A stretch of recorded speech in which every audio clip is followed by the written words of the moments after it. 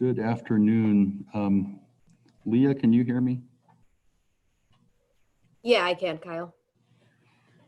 I had my computer go completely dead on me, so I had to switch to a different laptop and try to get everything running again. So I was wondering what happened when you disappeared. blue screen of death. Oh, never good.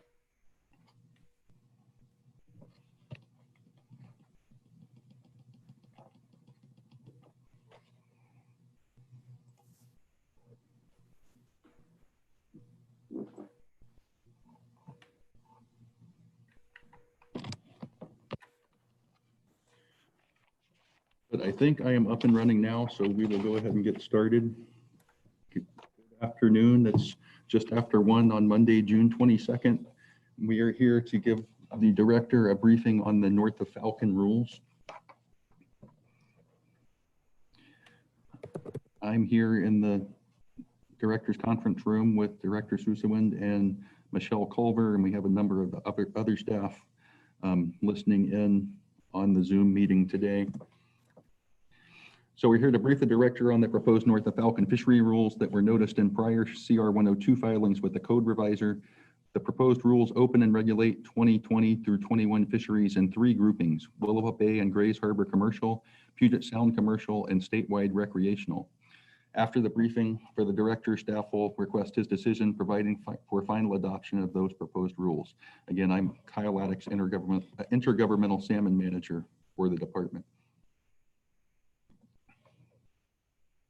So just a brief overview of the APA rulemaking process. And I'll go through the details of the filings in the following slides, but we've been through the 101 filing, the 102 filing. We've taken written comments and held a public hearing on the rules from that 102. We've made modifications to the rules based on comment received and errors identified in the CR 102.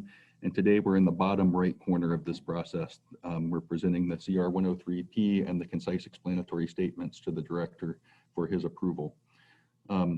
As I point out when I do these presentations, there's a little bit of a process that goes on between the 101 and 102 filing, the North of Falcon process, where we develop fisheries with our constituents and our tribal co-managers, as well as representatives from NOAA and other states. Keep trying to hit the space bar to go forward, and I have to use the mouse. So the under the APA, for the recreational fisheries, we filed a CR 101 back on January 17th, filed a 102 on May the 6th, and we took written comments on that 102 through June 8th, and then held a public hearing by webinar at 9 a.m. on June 9th. Similarly, for the Puget Sound commercial fisheries, we filed a 101 on January 9th. Same filing date as the recreational fisheries of May 6th for the 102, and the same written comment and public hearing dates for those. And last, the coastal commercial fisheries, the CR 101 on January 9th, followed by a 102 on May 6th, and the written comment and public hearing on June 8th and June 9th. I'm going to go through just a general summary of the comments we received on the proposed rules by area. Lump a lot of similar comments into some broader categories, but for Puget Sound Marine, comments were around maintaining or increasing fishing opportunity for coho salmon. As you know, low returns to the Snohomish River this year really drove how much opportunity we could provide in many parts of Puget Sound. And comments about maintaining opportunity for Chinook salmon primarily in winter seasons. Also, as you know, it was a tough planting year for Stillaguamish in particular, and we made reductions to winter fisheries for that stock. There are also general comments on moving boundaries between fishing areas and on the idea of establishing an annual Chinook retention limit. So we heard that in a few of the processes, just to consider putting an annual limit on how many fish an angler can retain. Puget Sound freshwater, we got general requests to expand salmon and game fish fishing opportunity and watersheds across Puget Sound. For ocean marine fisheries, we got comments suggesting that we compress the fishing time in areas 3 and 4 into a smaller amount of time, and comments suggesting that we should allow the retention of the first 2 fish caught rather than having a mark selective fishery for coho. For the Columbia River, we got comments requesting that we allow barbed hooks during the Bowie 10 and Hanford Reach fall salmon season. Comments to allow jack Chinook retention above the Megler Astoria Bridge. And again, the comment to establish an annual Chinook limit per license holder. For Willapa Bay Marine and Freshwater, comments against closing some freshwater systems in Willapa Bay for the 2020 fall salmon fisheries. Believe these closures were unnecessary. Comment against the closure of the section below the Nacelle Hatchery Highway 4 bridge to 300 feet below the upstream entrance of the Nacelle Hatchery attraction channel from August 1 through October 16th. Comments against the closure of chum harvest opportunity in the North Nema River after October 1st, and the request to have 2 chum and 1 coho wild or hatchery in the bag limit. General comments objecting to the lack of use of a conservation buffer in fishery planning, and some other comments about the advisory group role and process and the Fish and Wildlife Commission's policy for Willapa Bay. Grays Harbor Marine and Freshwater, a comment on the 2-pole endorsement in the Chehalis River, and a comment against the 1 fish daily limit in the Chehalis Basin. And several comments on the 2-pole endorsement and interest in having that expanded into additional lakes and streams beyond those it's currently allowed in. For Puget Sound commercial fisheries, we received comments on the fishing hours on the morning of November 5th and the gear conflict issues surrounding that. And we received comments on the closure areas during the Hood Canal chum fishery. For coastal commercial fisheries, there were comments against the timing and gear restrictions for Willapa Bay commercial fishery in certain areas due to potential gear conflict. There were comments objecting to the lack of use of a conservation buffer in fishery planning for Willapa Bay. And again, other comments about the advisory group's role in the process and commission's policy. So we made changes to the draft regulations. A lot of these were just errors that were made in the language for the 102 filing, but I'll just run through what those changes are, and these are all explained in the concise explanatory statements. For Puget Sound recreational, the daily limit for catch record card area 7 will be 2 salmon, up to 1 of which may be a Chinook for both open periods.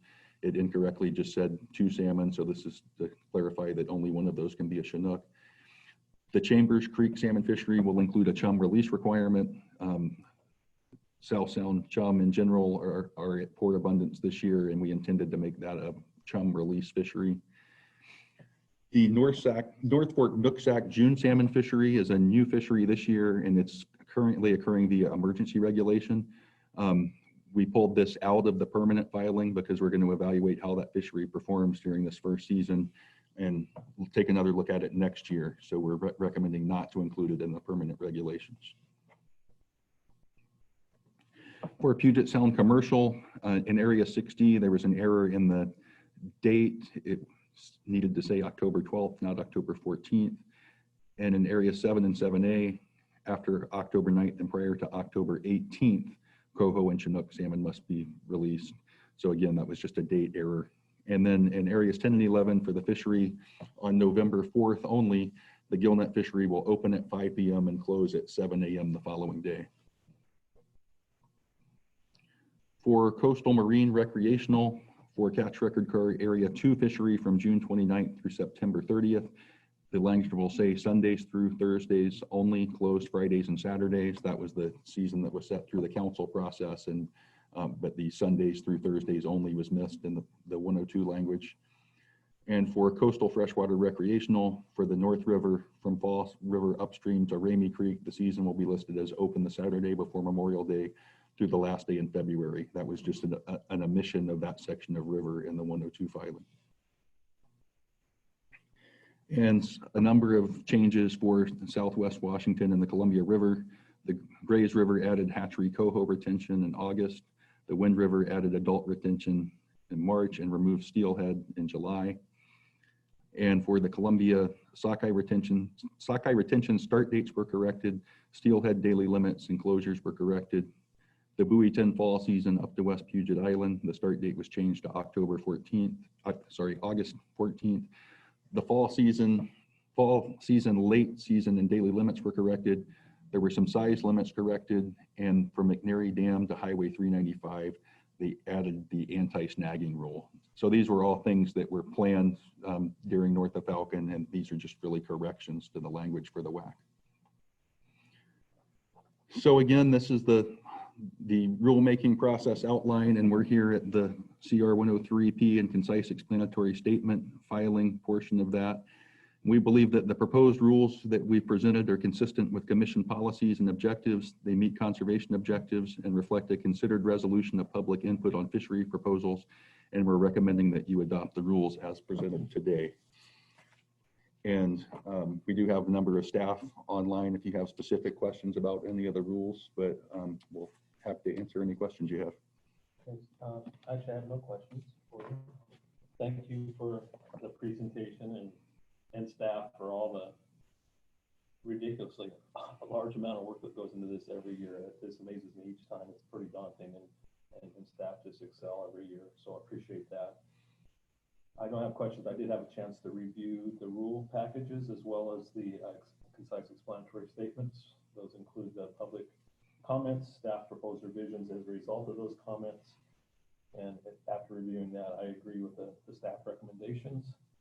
I agree with the revisions to include corrections to Puget Sound commercial fisheries, changes to Puget Sound recreational fisheries, including the removal of the North Fork Nooksack recreational fishery, and corrections to the southwest, east side, and Columbia River fisheries.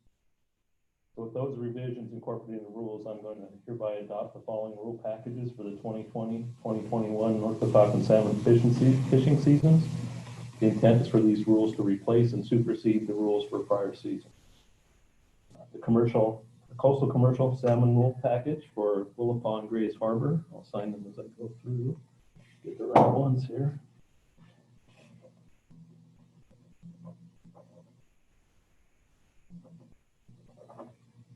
The Puget Sound commercial salmon fishing regulations.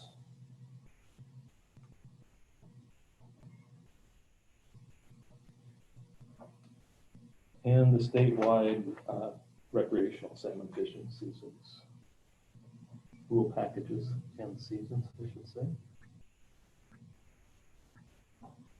So I think they're all signed and formally adopted.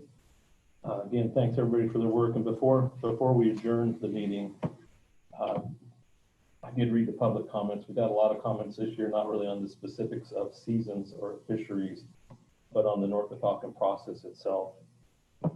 Particularly the way the state tribal government meetings are conducted and reported on it. First, I want to acknowledge the level of frustration with the general public. I hear the concerns, I understand the concerns, and we are committed to trying to improve that process. We will continue to work with our co-managers while we meet NOAA guidelines, the directions of our commission, but we are taking this up as a topic with our co-managers to try to improve that process, improve transparency, and kind of level the playing field as best we can. Won't be perfect, but it's a top priority going forward for the next year. So I don't want folks to think that's fallen on deaf ears. We hear you loud and clear. So I think that's all I have. Kyle? Thank you, Director. It was an interesting year doing all this via webinar, but I think it helped in some ways with communication. More people could listen in on our meetings, and we'll have to spend some time before next year figuring out what combination of formats to use that'll work the best. Yeah, there were definitely some improvements in that you could communicate amongst ourselves better than just having 2 people or 3 people at the table. But it added a lot of complications, as you well know. Also, this is a really incredibly tough negotiation, and doing it remotely was just even more awkward, and on a pretty limiting year based on returns. So, well, only up from here, right? I hope so. Thanks again for all your work with our team through the process. Thank you, and again, compliments to the team. Amazing amount of work, quality of work. And I will adjourn the meeting. All right. Thank you, sir.